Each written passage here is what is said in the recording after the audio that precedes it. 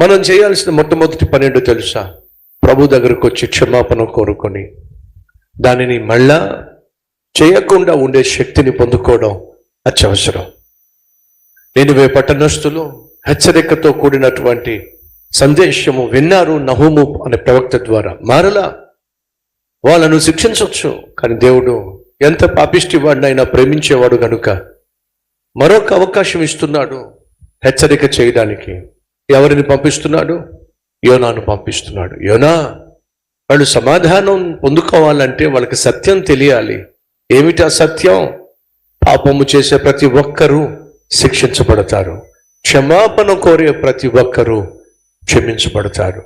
వెళ్ళి ఈ సత్యాన్ని, ఈ సువార్తను నశించిపోయి నరకానికి పోవడానికి సిద్ధంగా ఉన్న నినివే పట్టణస్థులకు తెలియచేయి అని చెప్పాడు. యోనా ప్రవక్త దేవుడు చెప్పింది చేయాలి. మనం దేవుని పిల్లలం, ఆయన చెప్పినట్టుగా మనం జీవించాలి. ఒకవేళ దేవుడు చెప్పినట్టుగా మనం చేయకపోయినా, దేవుని మాట వినకపోయినా, దేవునికి వ్యతిరేకంగా వ్యవహరించిన దానికి మూల్యము చెల్లించక తప్పదు. నినివే పట్టణానికి వెళ్ళాం, దానికి దుస్థితి రాబోతుంది. వాళ్ళు చేసిన పాపం పండింది, శిక్షించబోతున్నాను, వెళ్ళి హెచ్చరిక చేయి అని యోనాకు దేవుడు చెప్పాడు. 2వ వచనం చదువుతున్నా.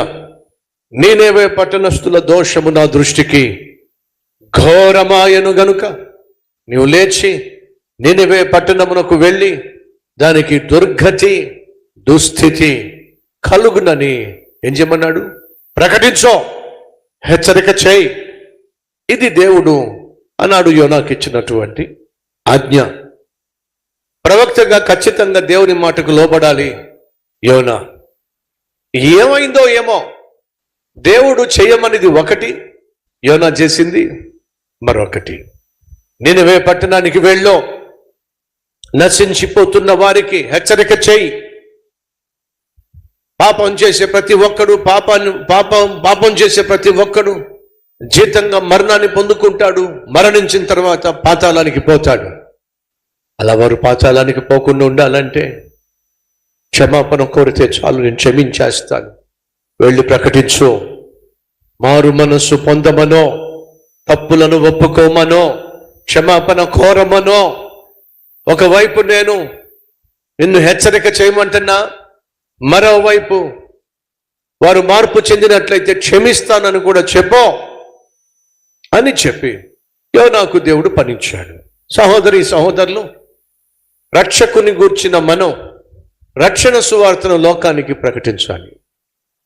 మీ అందరికీ రక్షకుడు ఎవరో తెలుసు. యేసు అనే పేరుకి అర్థము రక్షకుడు. ఆ రక్షకుడిని మనం అంగీకరించాం, మనం రక్షించబడ్డాం, మనకు ఒక నిరీక్షణ ఉంది. మనం మరణిస్తే పరలోకంలో కళ్ళు తెరుస్తామని ఆ నమ్మకము, ఆ నిరీక్షణ మనలో ఎంతమందికి ఉందో ఒకసారి చేయి చూపిస్తారా? నేను మరణిస్తే పరలోకంలో కళ్ళు తెరుస్తాను అనే నిరీక్షణ, నమ్మకం నాకుంది. చాలా సంతోషం. ప్రశ్న, ఆ పరలోకానికి వెళ్ళడానికి మీరు ఏమైనా చేశారా? దాన ధర్మాలు చేశారా? ఆస్తిపాస్తులు అమ్మేసి ప్రజలకు ఏమైనా పంచిపెట్టారా? పేదలకు ఏమైనా ఇచ్చేశారా? లేదా ఇంకేమైనా త్యాగాలు ఏమైనా చేశారా? ఒకసారి ఆలోచించండి.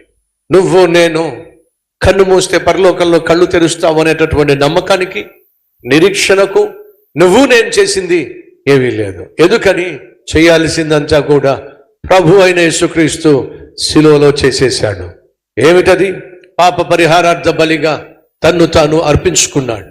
మనిషి చేసిన ప్రతి పాపానికి ప్రతిగా తానే శిక్షించబడ్డాడు. ఫలితంగా ఏ ఒక్కరూ శిక్షించబడవలసిన అవసరము లేనే లేదు. ఆయన చేసిన త్యాగాన్ని విశ్వసించి ఆయన ప్రసాదించే క్షమాపణను పొందుకుంటే చాలు, ప్రతి ఒక్కడు రక్షించబడతాడు. నువ్వు నేను చేయగలిగింది ఏమీ లేదు. చేసినా పరలోకానికి వెళ్ళే ఛాన్సే లేదు.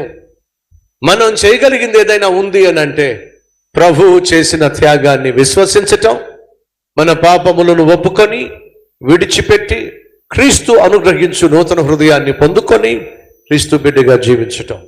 అదే మనం చేయాల్సింది. రక్షణ అనేది ఉచితంగా ప్రసాదించబడింది. పరలోక ప్రవేశము అనేది దేవుని కృప ద్వారా ప్రతి ఒక్కరికి ఫ్రీగా ఇవ్వబడింది. ఇంత ఉచితంగా ఫ్రీగా ప్రతి ఒక్కరికి పరలోకంలో ప్రవేశించే అవకాశం ఉందని తెలిసే నువ్వు నేను మౌనంగా ఎలా ఉంటావు? నినివే పట్టణస్థులకు దుర్గతి రాబోతుంది, వాళ్ళకి దుస్థితి పట్టబోతుంది, వాళ్ళు నాశనం కాబోతున్నారు, నరకానికి పోబోతున్నారు. కానీ తప్పులు ఒప్పుకున్నట్లయితే వాళ్ళని క్షమించేస్తా, వెళ్ళి చెప్పు. తెలిసిన సత్యాన్ని తెలియచేస్తే వాళ్ళు ప్రభుతో సమాధానపడి సమాధానకరమైన జీవితం జీవిస్తారు. ఏ ఒక్కడు నశించిపోవడం దేవునికి ఇష్టం లేదని బైబిల్ సెలవిస్తుంది. ఎంతటి పాపిష్టి వాడైనా సరే తన బ్రతుకును మార్చుకొని నూతనంగా జీవిస్తే దేవుడు సంతోషిస్తాడు. మీ ఇంట్లో నశించిపోతున్న భర్త లేడా? నశించిపోతున్న భార్య లేదా? నశించిపోతున్న బిడ్డలు లేరా? నశించిపోతున్న బంధువులు లేరా?